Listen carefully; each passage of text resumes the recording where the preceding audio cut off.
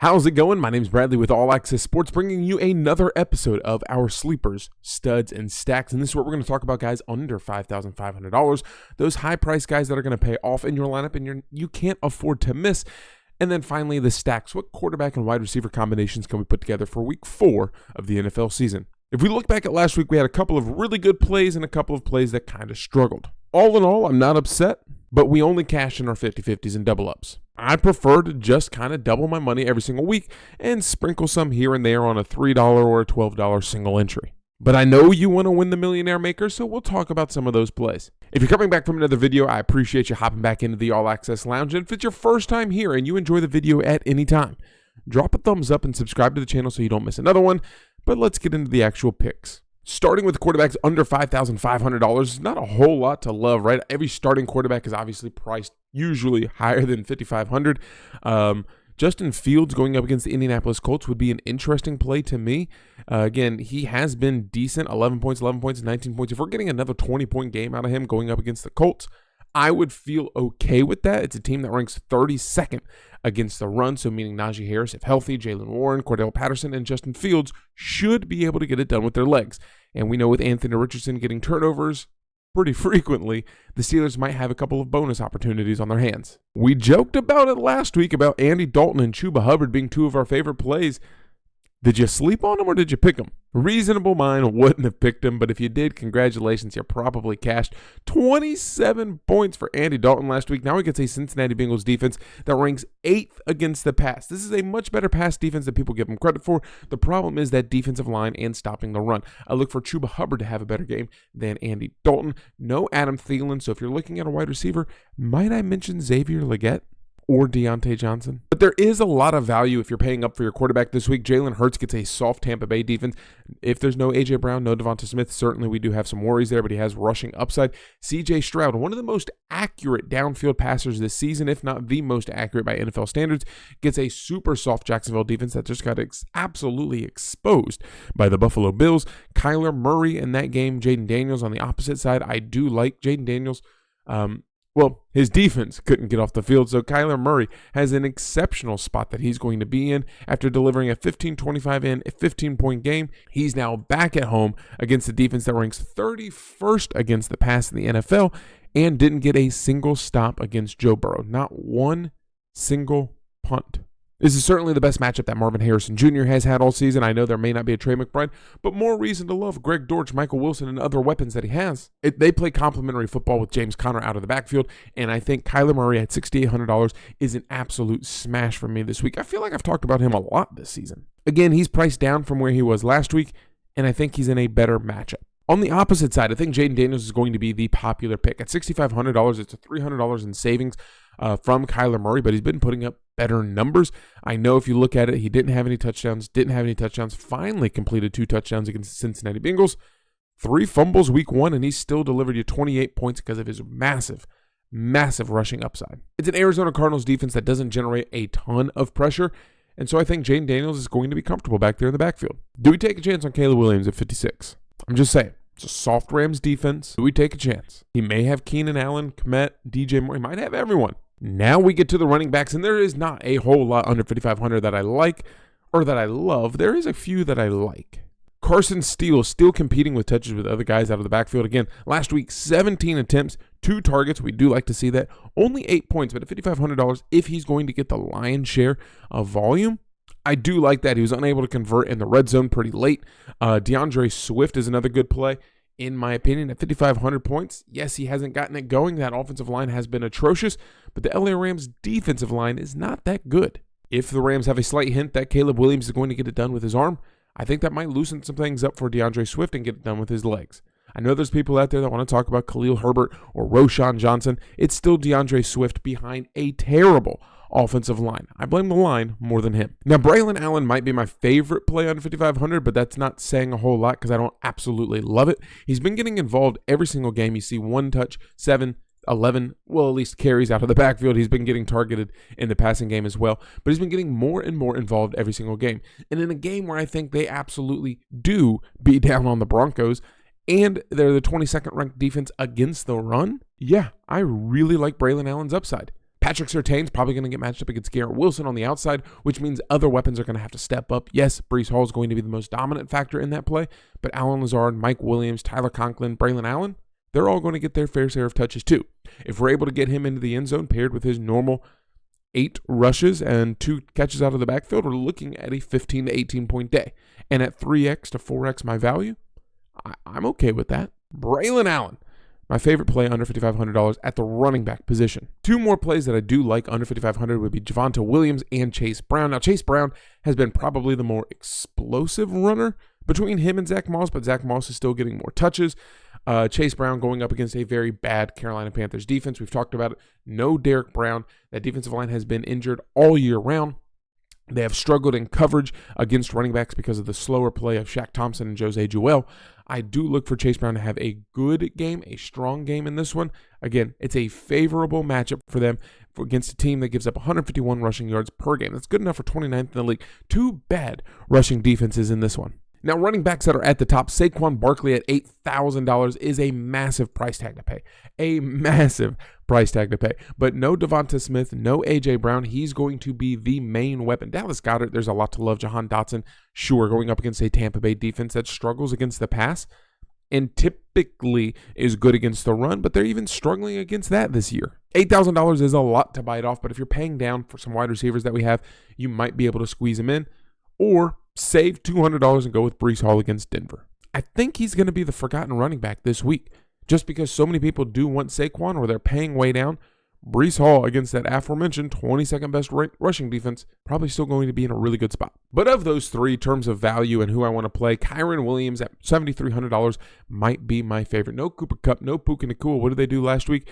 They feed him the ball 24 times in a come-from-behind victory. Even when they were losing, they were feeding him the ball. It's a bad offensive line in terms of pass protection, but they were getting it after it with the run.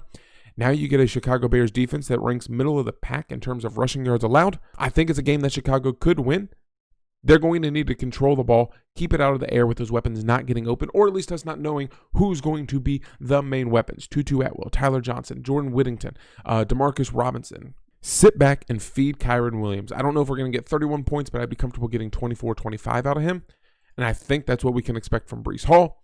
And clearly, Saquon Barkley has a higher ceiling than that. But in terms of floor, Kyren Williams might be my favorite floor play at the top. And I'm happy that not enough people are talking about Aaron Jones. They're thrilled with the performance that Justin Jefferson's been doing. They're thrilled that Jordan Addison's coming back. Yes, it's a good Packers team against the run in terms of yardage, but they gave up 3 touchdowns week 1 to Saquon Barkley, and I'll never forget that. Aaron Jones has kind of been that forgotten piece in the Vikings offense, and I'm okay with that. He doesn't get Jair Alexander like Justin Jefferson does this week, and he's been getting targeted out of the backfield, and I know some of those are because there's no Jordan Addison, but Aaron Jones is still going to get his touches. By the way, if I haven't mentioned it and you realize how dark it is behind me, it's because the hurricane just rolled through, if you didn't know. So we're dealing with that right now. Video's late.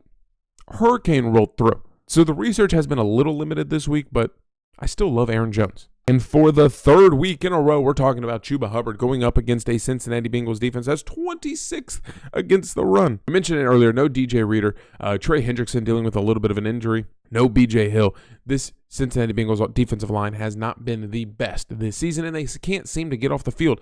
No punts, basically, in that Bengals-Washington game, and I don't expect a lot of punts to be in this one because 2 bad rushing defenses are going to allow drives to sustain. Chuba Hubbard getting 30 points last week, to me, is a little bit of an anomaly. I do see him more in the 18 to 20-point range this week. I jokingly said 1, 11, 21. I think this is probably the week that he gets 21, and that's on the high end. But I do like him at $5,700. Wide receivers under $5,500. The first one you have to talk about is Jacoby Myers with the losing of Devontae Adams this week for unspeakable reasons. I guess we can't really know why he's out and why Max Crosby's out. I expect Cleveland to be playing from ahead. They do rank pretty well against the pass, but Jacoby Myers and Trey Tucker.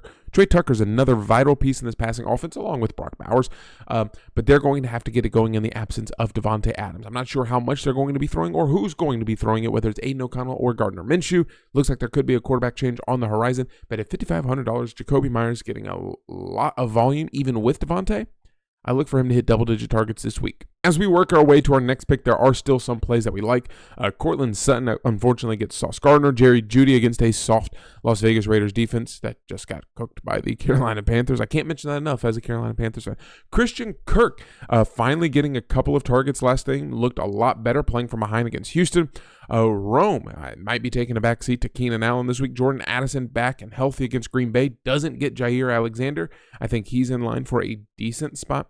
Demarcus Robinson, one of the weapons going up against Chicago. Christian Watson. Jahan Dotson as a starting wide receiver with no A.J. Brown.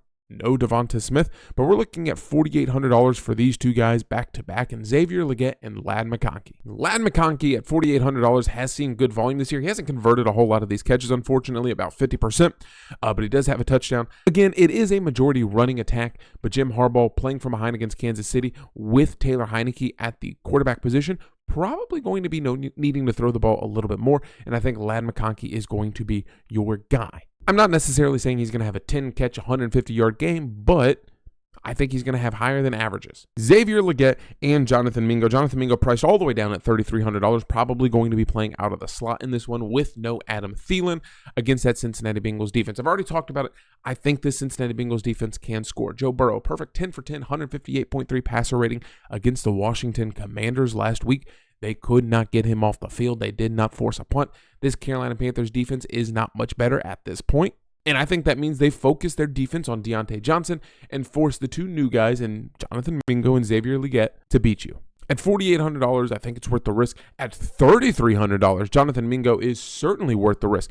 This is a guy who's seen 10 targets on the season with 6 catches. Here's Mingo's stat line. 6 catches and 11 targets. They've played the same amount of games, but he has one more target. Again, I'm not looking for a 20-point game out of Jonathan Mingo, but I could see a 10-point game. And at $3,300, if I'm getting triple my value at 3x, I'm happy. There's a small little pocket of players that I love on your screen right now. Demario Douglas playing from behind against San Francisco at $4,500. I do like Darnell Mooney at $4,400. We'll get into that in a second. Greg Dortch and Michael Wilson at $4,300 going up against that Washington Commanders defense. But again, Darnell Mooney is the guy I like. Kirk Cousins has always liked his wide receivers too, and there's no reason to fade it now. With Marshawn Lattimore healthy and the Saints defense probably wanting to shut down Bijan, Kyle Pitts, and Drake London, that leaves Darnell Mooney to kind of freely operate on the outside. He's had a double-digit game without a touchdown and a double-digit game with a touchdown. Again, I don't necessarily love these plays, but under $5,500, these are my favorite of those options. Which wide receivers at the top do we like? Well, there's a lot of injuries that we have to deal with, and we've talked about most of them already. Jamar Chase in a really good spot, but he'll probably get a lot of J.C. Horn coverage. J.C. Horn has done a decent job at slowing wide receivers down. I'm not going to say shut down, slowing wide receivers down this year. Justin Jefferson gets Jair Alexander, take it or leave it. He's had 2 really good games against the Packers, 3 really bad games against the Packers. I lean on the tendency of it's going to be a good game for him. Marvin Harrison Jr. is probably my favorite play at the top. Again, a 32-point game, a 17-point game. Gets that really soft Washington Commanders defense that has not been able to get off the field and ranks 31st against the pass. With no Trey McBride, I look for Marvin Harrison Jr. to be the focal point of this offense. There's no reason he shouldn't be. And at $7,500, I think I can comfortably fit him in rather than paying way up for $8,700 for Justin Jefferson. At the beginning of the year, people were saying there's too many mouths to feed. We don't know who's going to be the focal point. Well, it appears to be Nico Collins, who has a massive 28 targets through 3 weeks. Now you get a really soft Jacksonville Jaguars defense who could not get off the field against the Josh Allen Buffalo Bills. I mean, they gave up, 40 points in the first half? I don't expect Jacksonville to only hold this team to 7 points like the Minnesota Vikings did last week, where he had 4 catches for only 12 points. I look for Nico Collins to get into the end zone. I don't think that's crazy to think. At $7,200, he's probably going to get back to his normal values. And again, it is a terrible Jacksonville Jaguars defense. Without Allaqcess, their middle linebacker, I look for this defense to struggle mightily. 2 more players that I want to talk about. Chris Godwin. Now, this Philadelphia Eagles defense, Vic Fangio's defense, has been good up front. They're really good at generating pressure. However, they have been beat a couple of times by the pass. Chris Godwin has seen tremendous volume since moving back into the slot for Baker Mayfield. Looks like he is the comfort pick, which is surprising. I thought it would be Mike Evans, but it is Chris Godwin, it appears. In a game where they only scored 1 touchdown last week, it was off the shoulders of Chris Godwin. I look for him to be another focal point. $6,800 is a little bit higher than I want to spend on him, but I feel like he's in a good position to succeed. And lastly is Amari Cooper. We've talked about his volume, 9 targets, 8 targets, 12 targets. Unfortunately, he only had 3 catches and 2 catches the first 2 weeks. I think that changes against a Raiders defense that is honestly not that good.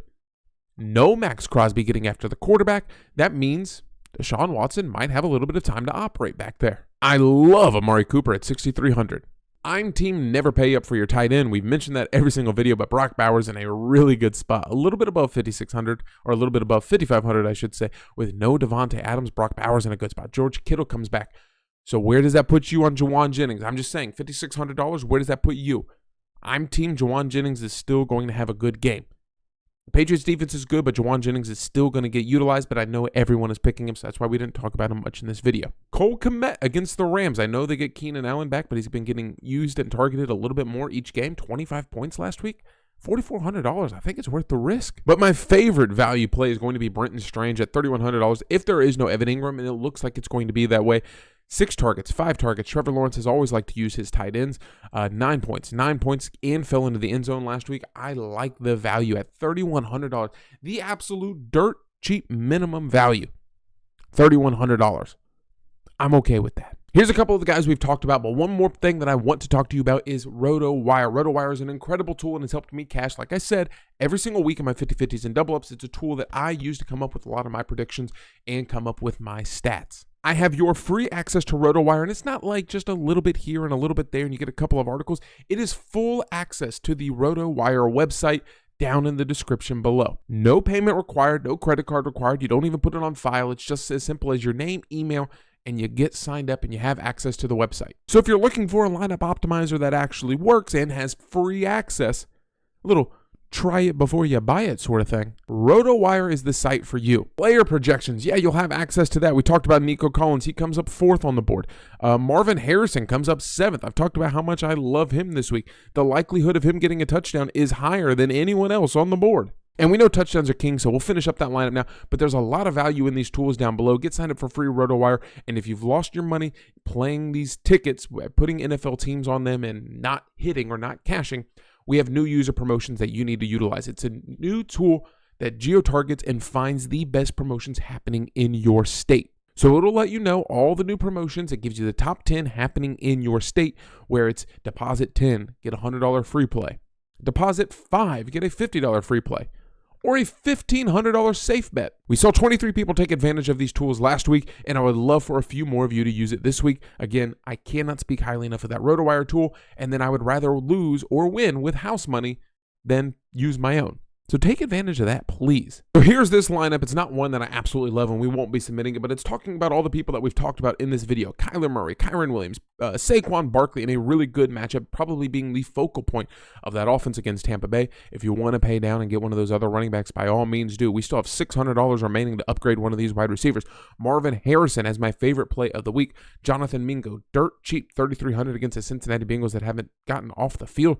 Darnell Mooney at $4,400. We talked about Kirk Cousins loving his wide receiver twos, and I think he's going to do that again.